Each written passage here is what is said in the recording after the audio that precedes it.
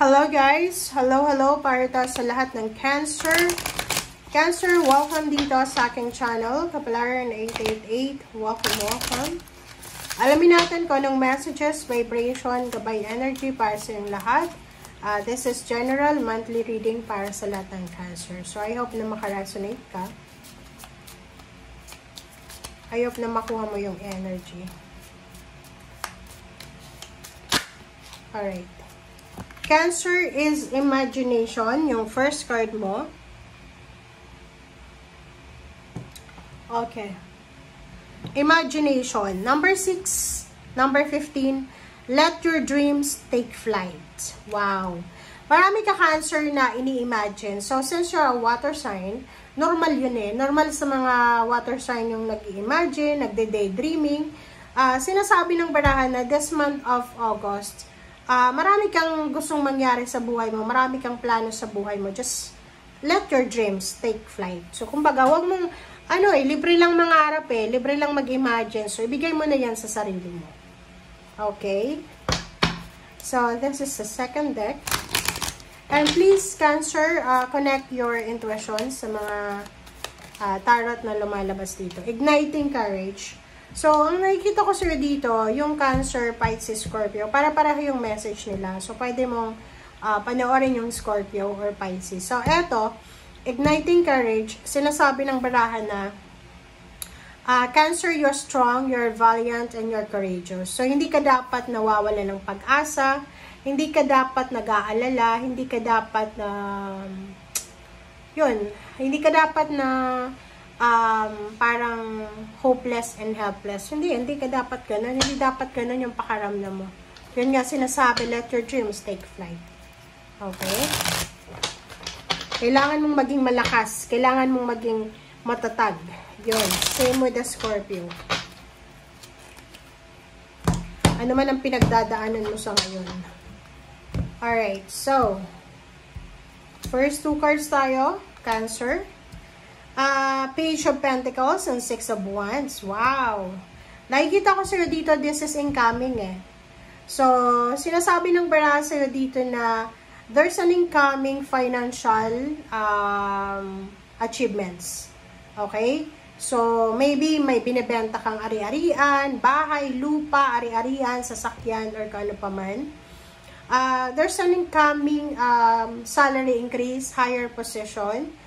Or may mga Cancer dito na may achievements with your kids or pwedeng achievements mo sa trabaho mo, ang posibleng mangyayari siya. So, ihanda mo ang sarili mo para dito kasi this is future. Okay? Hindi ito ngayon. Future siya.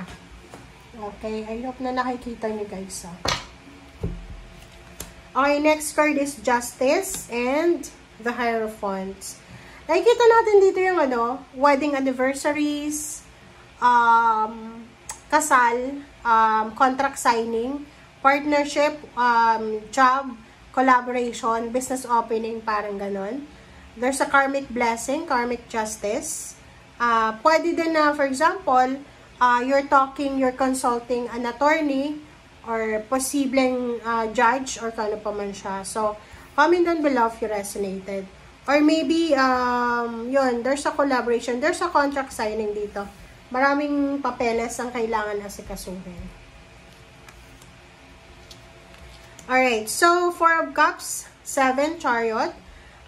Nakikita ko, may iba ditong Cancer na you're waiting for a travel. Like, for example, you're waiting for a visa. Yun nga, itong contract signing, you're waiting for a relocation. You're waiting for the achievements. Yan. So, comment down below if you resonated. Or maybe you're waiting for reply, like confirmation. Maybe nag-a-apply ka ng trabaho. Or maybe humihingi ka ng tulong sa kapamilya, sa kakilala. Or maybe naglo-loan ka sa bangko. So, you're waiting for a confirmation. Okay? Or you're waiting for outcome. Yung parang ganun, achievements.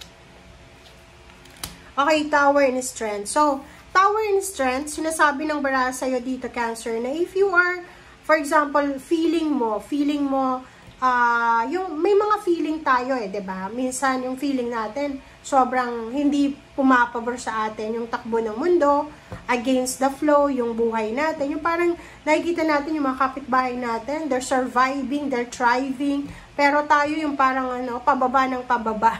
Yung parang palungkot ng palungkot. So dito sinasabi na you need to be strong.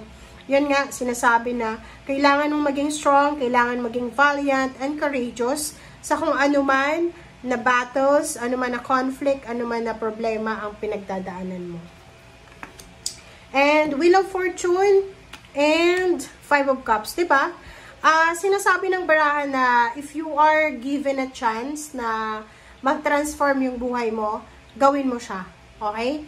And nakikita ko sir dito, merong mga Cancer na siguro meron kayong nararamdaman na mga regrets. There's a regrets. There's some panghihinayang parang meron kang desisyon na ginawa sa past. Meron kang desisyon in terms of money, relationship, or career. Meron kang ginawa na desisyon sa iyong nakaraan na pinagsisisihan mo sa ngayon na parang gusto mo siyang balikan.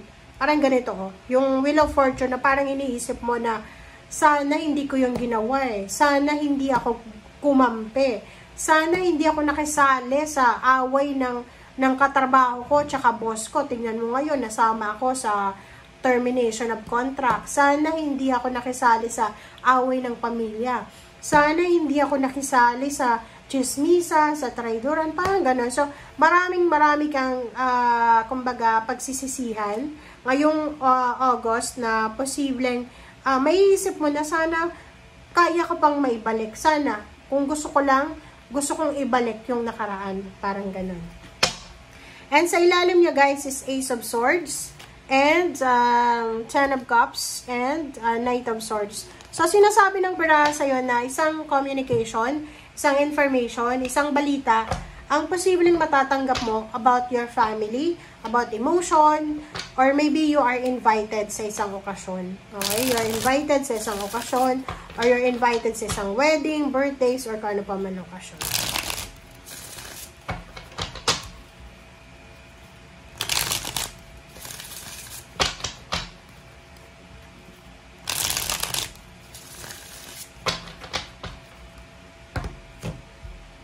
Alright.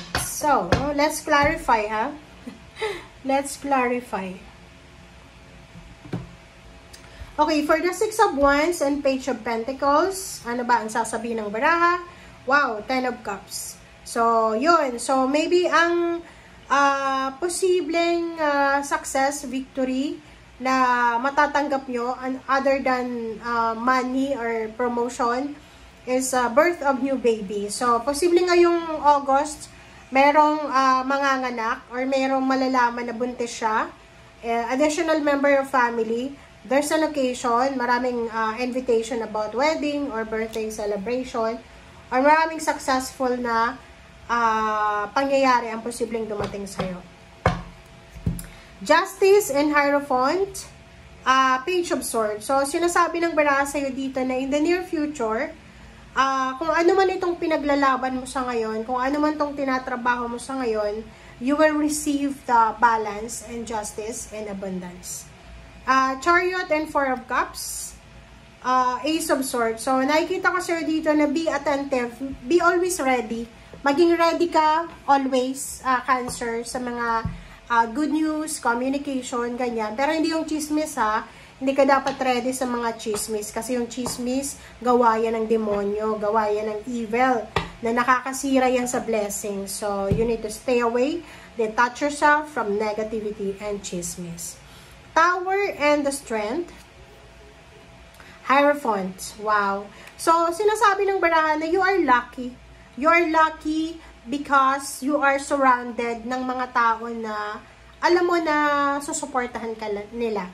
Like, may mga kakampi ka sa buhay Okay, sabihin na natin na hindi ka nag-iisa diba? Kaya nga marami kang communication na natatanggap. Minsan yung iba good news, minsan yung iba chismis, because marami kang connection You have allies, may kakampi ka, may friends, may kakolab ka, or so marami.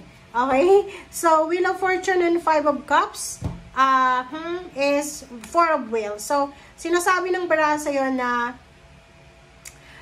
isa sa mga possible na pinagsisisihan mo sa ngayon, isa na nag-ipon ka ng pera.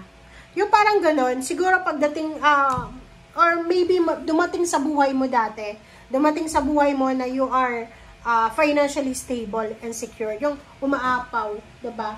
Yung parang umaapaw yung pera, umaapaw yung swerte, and ngayon pinagsisisihan mo siya. So, parang ang gusto mo is sana maibalik ko, 'di ba? Parang iniisip mo, sana maibalik ko yung mga pagkakataon na may pera pa ako, sana maibalik ko yung panahon na mataas pa yung sweldo ko, sana maibalik ko yung panahon na maraming tao na pwede akong malapitan in times na may problema ako sa pera. Okay? So, yan guys ang sinasabi ng baraha. Maraming salamat. Bye!